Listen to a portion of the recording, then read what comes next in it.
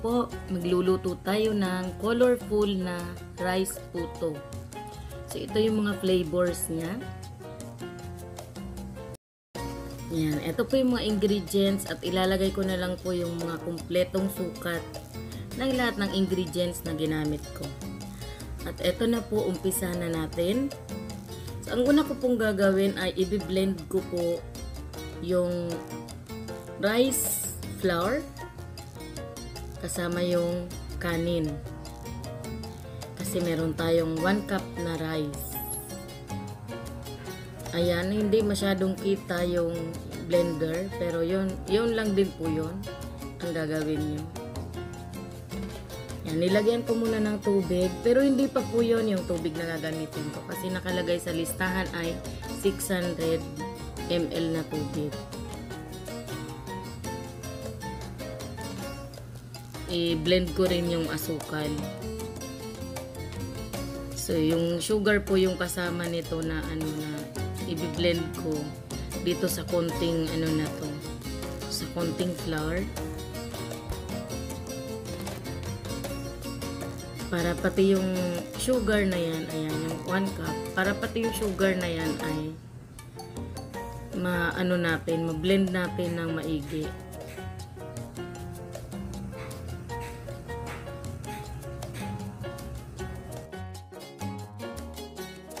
At ngayon naman po ay maglalagay na ako ng 3 tablespoon na coconut oil doon sa ating mixture. So para saan yung coconut oil? Dagdag po yan sa dagdag po yan sa flavor. Ayan, napakabango po ng coconut oil. So yan, hindi ko inubos, nagtira ko kasi yan ang ipapang-grease ko doon sa mga puto molds natin mamaya para hindi didikit kapag nag-steam na tayo. Ngayon naman, dahil okay na yung mixture natin, ay ilalagay ko na yung baking powder. So again po, ang gamit ko po na baking powder ay Calumet. Yan. 3 tablespoon po yung nilagay ko kasi ayoko na mag-crack yung yung ibabaw ng puto. Pero kung gusto nyo po na nakangiti yung mga puto nyo, kailangan nyong gawin ay 4 tablespoon na baking powder. Yan. Same pa rin po ang lasa kahit 3 tablespoon or 4 tablespoon ang ilalagay nyong baking powder. Ang pagkakaiba lang po ay magkakrak yung ibabaw niya kapag 4 tablespoon. So ako po 3 lang ang nilagay ko. Tapos imimix po natin yan ng mabuti. Kailangan talaga as in na-mix po natin kasi para hindi magkaroon ng kakaibang lasa dyan sa gagawin yung puto. So kailangan nakamix po siya na maigi. So yun. Kailangan wala talaga dyan magbubuo-buo sa baking powder natin. So ngayon naman dahil okay na yung ating puto butter, ayan. Ang gagawin ko naman ay hahatiin ko po ito sa 4.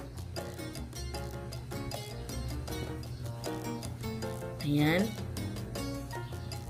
Yun. So ito po yung tinira ko na 1/4 ng ating mixture. Ibabalik ko na naman ulit sa blender kasi ito po yung magiging malunggay flavor natin.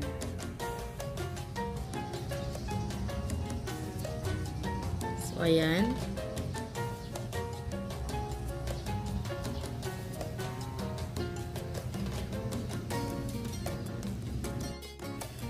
Blend lang natin para madurog yung dahon ng malunggay.